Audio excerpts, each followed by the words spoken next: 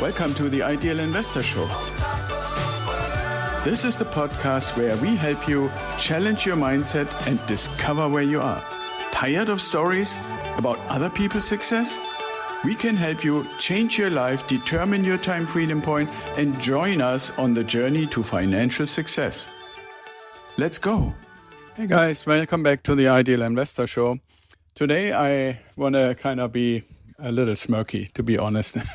And what I mean by that is I saw some information regarding how is actually commercial real estate doing, especially office real estate. And I had mentioned it before in some of the sessions or some of our episodes here, but it's always interesting to see what's the development. And as you know, I had actually projected that there is always a delay. Most people actually admit that real estate in general is not a very fast-moving thing. It's not like stocks on the stock exchange where if there is good news, it can go up 10%. There is bad news, it goes down 20%. Or if some regulation changes, then within a few days, weeks or months, you can see the impact in the industry. In real estate, everything moves a little slower.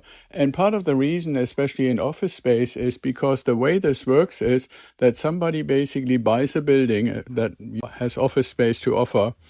And what they typically get is like a 3, 5, 7 and a maximum 10-year financing.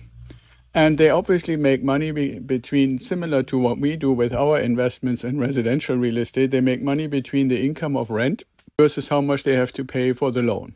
Right now, what has happened with the pandemic and stuff and the whole change to like work from home and hybrid work and all that kind of stuff is that a lot of companies who had rented a lot of office space from the business and building owners just don't need that much space anymore. So they're basically waiting typically until their lease agreement comes to an end. Sometimes it's 1 year, 2 year. The longest I've seen is 5 years, but that's rare. That's more like for big malls or stuff like that. And when it comes to an end, they might say, okay, well, we had originally rented, let's say, 20,000 square feet, but we really only need 8,000 square feet going forward. And then the owners try, because their costs and everything has gone up, to get higher rent.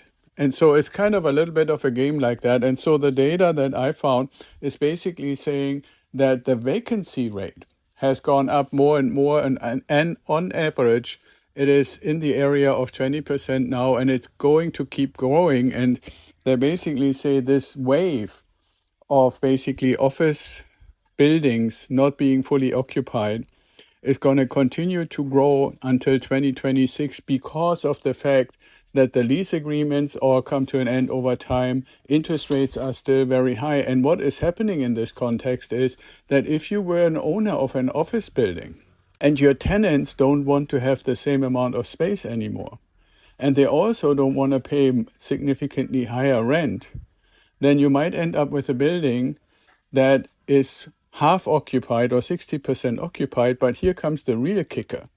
When you got the original loan 5 years ago, you got it maybe for, let's say, 2 or 3 or 5% interest rate.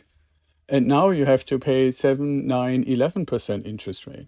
So your cost to be owning that building just on interest might have doubled, and the people actually occupying the building might have cut down to half. So you would have to quadruple the rent to make money on it.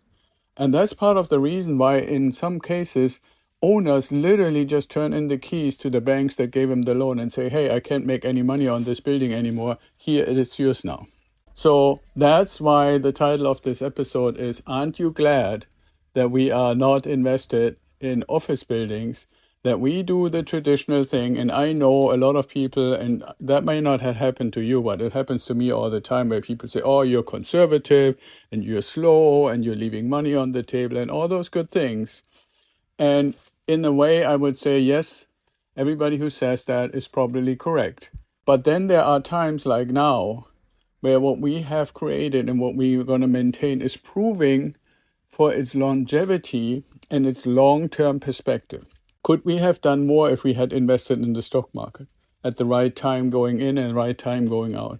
Could we have done more with some of the really rapidly rising real estate investment opportunities that existed for a time, especially in the right location? But when we look at our goal to get ourselves to the time freedom point and then beyond that to generational wealth for our kids and their kids, then our approach, while maybe boring and slow, is the one that has proven to be the right one.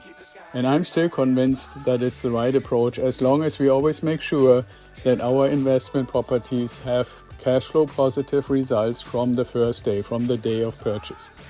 That needs to be our one guiding northern star, so to speak. And with that, especially in the current environment, things will only get better for us. So again, I'm glad we're not in office space. I hope you're glad that we're not in office space. And we can keep listening and reading and monitoring it. But I think we're in the right space, doing the right thing, even if it's slow, but it is successful. So with that being said, be well, stay safe, and I'll talk to you tomorrow.